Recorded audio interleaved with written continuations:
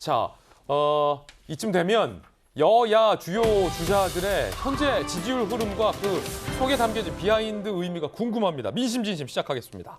여론조사 몇 장 준비했습니다. 바로 보시죠. 자, 오늘의 이 민심 진심 주제 궁금증은 민주당의 이재명 후보에게 야권 주자 중에 누가 더 강할까? 아이 궁금하죠. 네. 아이 궁금해요. 참 궁금해요. 여야 차기 대선 후보 가상 대결 준비해봤습니다.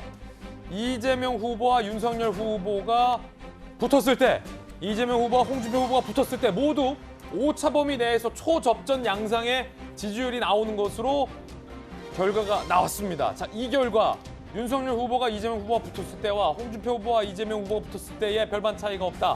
그리고 이재명, 윤석열, 이재명, 홍준표 초접전 내에서 완전히 경합을 벌이고 있는 양상으로 나타나고 있습니다. 인사이트 K의 배종찬 소장님 나오셨습니다. 배 소장님. 네. 오늘의 궁금증은 민주당의 이재명 후보에게 누가 더 강할까입니다. 배종찬의 선택은 옆에 조경태 의원 나왔다고 의식하지 말고 없다고 생각하고 하기. 참 의식 안 하기는 어려워요. 워낙 뭐 정치 거물 여의도 거물이시고 네. 홍준표 후보 캠프를 지금 또 총괄하고 네. 있는 입장이니까 그래도 여론조사 전문가로서의 어떤 그게 있잖아. 국민의힘 예. 지지층은 고민 만렙입니다. 만렙. 고민 말래. 왜 그러냐면 지금 그래프를 한 번만 더 보여주시면 좋을 것 예. 같아요. 밑에 자막이 나가네요. 이 띄워드릴게요. 가상 대결 결과가 이재명, 윤석열, 이재명, 홍준표 불과 1, 2주 전만 하더라도 윤석열 후보의 이 1대1 가상 대결 경쟁력이 홍준표 후보보다는 앞섰었어요. 예. 근데 이 조사를 보면은 오히려 거의 비슷한데 윤석열 후보와의 대결에서는 이재명 후보가 2.6%포인트 앞서고 홍준표 후보와의 대결에서는 이재명 후보가 2.2%포인트 앞섭니다. 물론 오차 범위 아니라 의미 그러니까 없어요. 이건 거의 차이가 없습니다. 그런데 그냥 수치만 따져놓고 보면 홍준표 후보가 상당한 약진을 한 겁니다. 야, 옆에 지금 조경태 의원 오셨다고 이러는 거 아니에요. 의식되네요. 그런데 이게 뭐냐면 이 경선 룰 국민의힘 최종 후보가 되는데 이제 한 달도 안 남았는데 게임의 룰이 중요한데 게임의 룰이 중요하다. 당원 50% 본선 경쟁력 1대1 가상 대결 국민 여론조사. 예. 근데 그러면 국민의힘 지지층이 중요한데 예. 지금 국민의힘 지지층에서는 윤석열 후보가 조금이라도 앞서가고 있거든요. 예. 그러니까 게임의 룰, 경선 룰만 보니까 윤석열이에요. 그런데 우리가 본선 경쟁력에서는 좀 더 확장성 있는 지표가 중요한데 지역으로 보면 서울과 충청, 예. 세대로 보면 30대와 50도. 왜? 40대는 이재명, 60대 이상은 국민의힘이거든요. 예. 그럼 30대와 50대가 중요합니다. 그다음에 이념 성향으로 보면은 진보는 이재명, 예. 보수는 국민의힘. 그러면 중도층과 무당층이 중요하거든요. 예. 그런데 이 본선 경쟁력 그러면 좀 셀 수 있을까? 본선 전투력 파이팅 그러면 홍준표 후보가 상당한 또 파이팅이 있어요.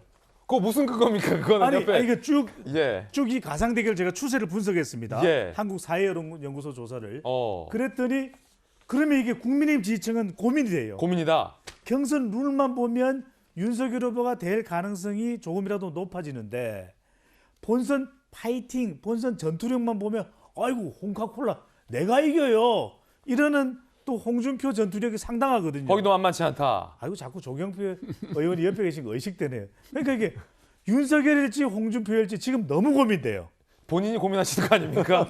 저도 판단을 못 내리겠어요. 예. 그래서 지금 이 본선 경선 토론회 이제 4명의 후보가 남아있는 토론회에서는 홍준표 후보의 전략이 조금 바뀌었거든요. 그동안 아이고 윤석열 후보 이거 뭐 아는 게 있어요 이랬는데 이제는 정책 경쟁을 합니다. 예. 이 토론회에서 과연 국민의힘 지지층을 끌어낼 수 있는 후보가 누구냐? 이 국힘 윤이냐, 국힘 홍이냐? 예. 저도 고민되네요. 그게 관건이다라는 것. 자, 그럼 두 번째 궁금증은 이겁니다. 국민의힘을 향해서 이재명 후보와 민주당 주요 주자들은 국민의힘 게이트가 아니냐라고 공세를 하고 있고 네. 국민의힘에서는 이거는 이재명 후보 민주당 게이트다라고 맞서고 있는데 대장동 의혹 누구에게 더 불리할까? 함께 보시죠. 이게 흥미로운 여론조사 결과인데 대장동 의혹 누가 더 불리할까? MBN이 의뢰하고 RN서치가 실시한 여론조사 결과에 따르면 대장동 의혹은 민주당에 불리하다가 42.5%, 국민의힘에 불리하다가 29%가 나왔는데요. 자, 욕 차이는 크네요. 많은 여론조사는 과반에 가까운 의견이 민주당이 대장동 의혹은 불리할 것이다라고 응답했군요. 그렇죠. 이재명 후보에게 상당히 부담이 될 수밖에 없다. 이번 대선도 결국 부동산 선거, 대장동이 결정하는 선거가 될 수밖에 없는 것이죠. 그러니까 우리가 지난 4월 보궐선거 때도 보면 서울, 부산을 국민의힘, 여기 또 부산 지역구가 의원 두 분이 계시는데 그때도 LH 사태 부동산 선거가 됐거든요. 예. 그러니까 이번 선거도 대장동 선거, 부동산 선거가 될 수밖에 없다. 그다음 이 조사 결과를 보면은 누구에게 더 불리하느냐? 더불어민주당이 42.5%로 민주당 이재명 후보가 더 부담이 될 수밖에 없습니다. 그렇군요. 마지막에 나왔던 3차 국민투표 슈퍼위크도 이재명 후보가 불과 28%밖에 득표를 못했거든요. 상당히 부담이 되는 모습인데 결국 우리가 대통령 선거를 이야기할 때는 구도, 이슈, 후보입니다. 후보도 지금 부동산 대장동 개발과 관련이 돼 있고 그리고 이슈는 대장동이 지배를 하고 있고 더군다나 구도는 정권 교체 여론이 높아지는데 이 부동산 이슈가 영향을 줄 수밖에 없거든요. 그런 만큼 차기 대통령은 대장동이 결정한다. 예. 그러니까 이재명 후보만 놓고 보면 여기 이제 전재수 의원 또 오늘 부산 특집인데 아, 옆에 보지 말라니까 자꾸 이렇게 연결 아이고 오늘 의식되네요 진짜. 예. 그런데 결국 이재명 후보가 대장동 이 의혹에 발목 잡히느냐 예. 아니면 결국 대장동과 삼청동의 싸움입니다. 이른바 대삼. 대패 삼겹살 아닙니다. 대삼.